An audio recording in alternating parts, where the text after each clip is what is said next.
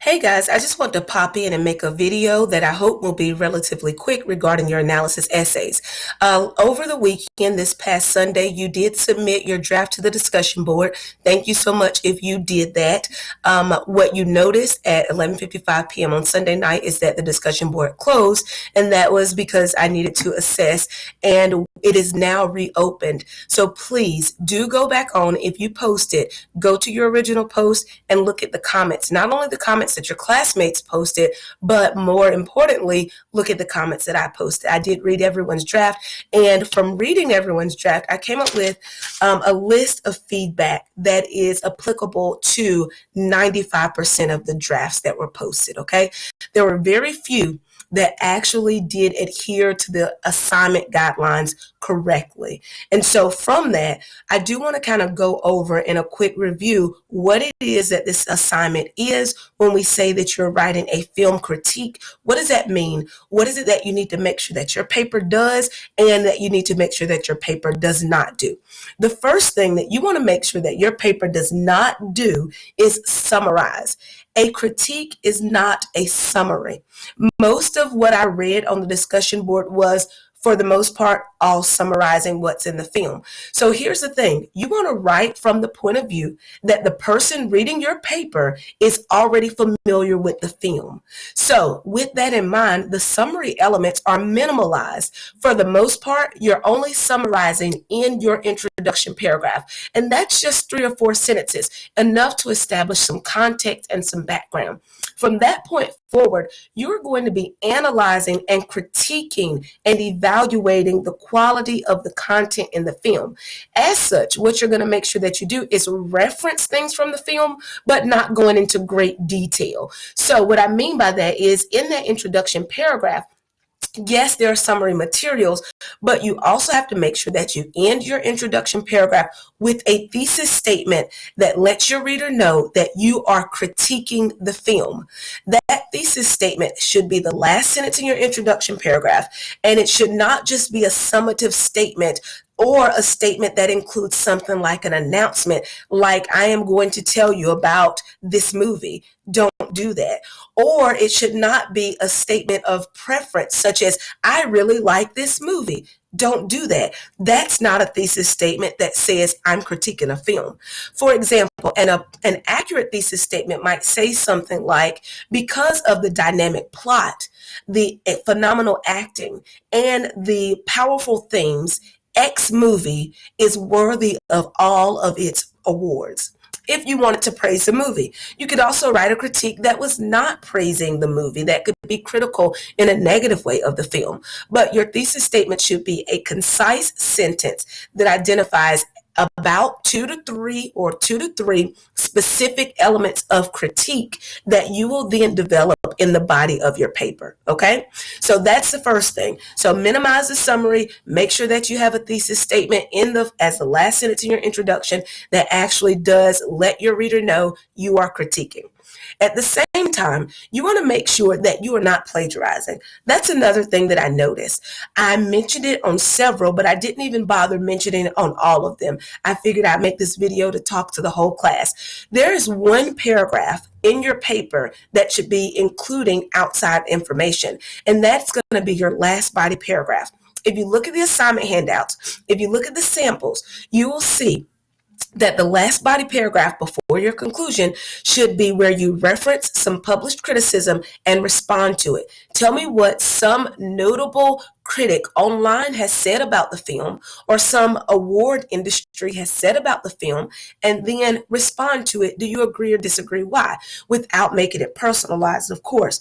So outside of that, at the very least, what I noticed a lot of people doing is relying on something that you literally cut and paste offline in order to give a summary of the film in your introduction paragraph.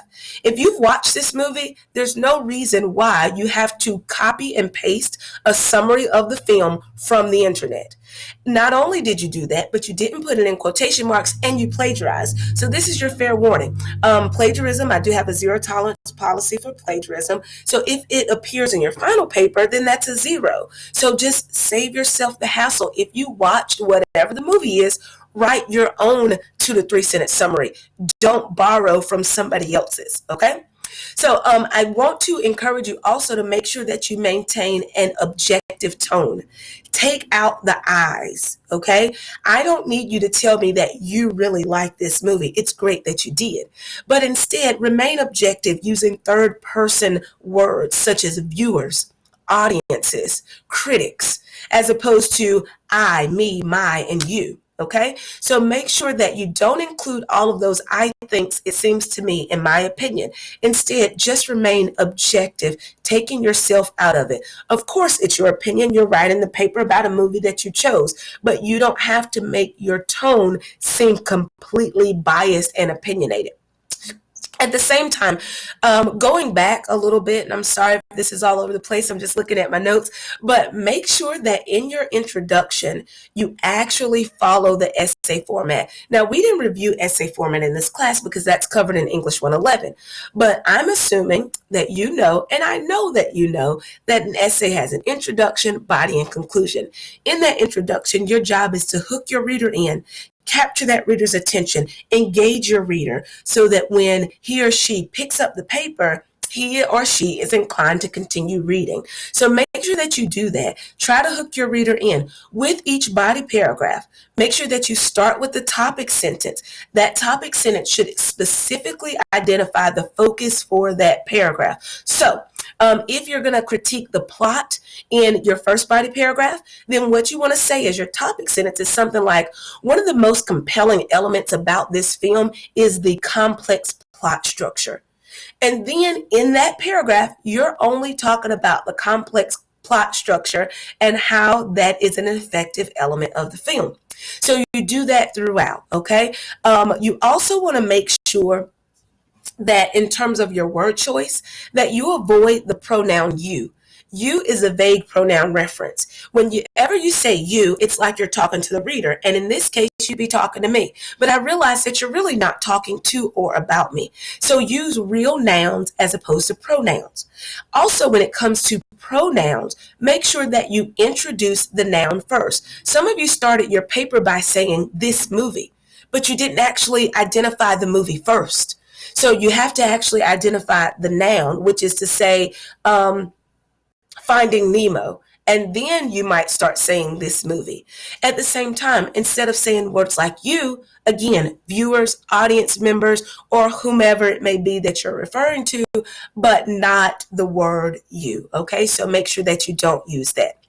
Another thing that I want to say a little bit about in terms of your sources. Several people I saw did use Wikipedia as a source. It should be common knowledge, but I do want to remind you that Wikipedia is not a source of academic research because it is an editable online encyclopedia. So make sure that you don't use Wikipedia, not even for the summary for your film, which you shouldn't be looking up a summary for the film anyway. So when it comes to the sources that you use for your paper, at the very least, you should have 2. At the most, maybe 3. But those sources are the film itself, and make sure that you cite the film, look at the document that tells you how to do that. The second source is going to be at least one published criticism. For example, Roger Ebert, that's a popular film, or he's a popular film critic. So if you go to his website and you cite what he said about the film, then that is your other outside source. Make sure that your citations follow MLA documentation style. There's a handout all about that. So make sure that you reference all of the resources that are available to you. One thing that seemed to be a bit obvious is that you maybe didn't spend a lot of time actually reading the sample papers. So I do want to encourage you to read the sample papers. Those sample papers come from my previous students who got A's on the assignment. No, you don't have to write the way that those students write, but you do need to glean from their organization, from the structure and the style. Look at how it's organized in terms of topic sentences, support elaboration, and the overall goal of the paper, which is to critique the film, not to summarize the film. Again, I wanted to pop in. I realized this was very, very quick. I didn't want the video to be 15 minutes long, excuse me. But make sure, okay, that you go back, Look at what I've said to your post on the discussion board. Make changes appropriately. The biggest downfall that I run into with online students is I give feedback. They don't actually take that feedback into consideration. And what you turn in is very similar to the draft. And what you'll notice when you do that is that your grade will not be very good. So make sure that you actually go back, look at my feedback, make changes appropriately. This week's forum post, which not a lot of people are posting on the forum, that is a weekly grade. Let me kind of plug that. This week's forum post is, what are your questions or comments about this assignment? Based on your drafts, you need to be asking me some questions, all right? So please, please, please do utilize that source. I am thinking about, I haven't decided in this very moment, but I am thinking about extending the deadline to this for this paper because the overwhelming majority of the drafts that were turned in did not adequately meet the assignment guidelines. So if you notice that the deadline shifts from this Sunday to next Sunday, it is for your benefit, and we'll just work to make up the time a little bit later in the semester. But again, that would be for your benefit. So again, if you have any questions, please, please, please let me know. Otherwise, watch this video, which doesn't need to be said if you made it to this point, but also read all of the documents in the folder about this unit, ask questions, and if you want to submit a different version of your draft, then please do so via my email, and I will give you feedback as I receive those drafts. All right, thank you guys. Happy writing.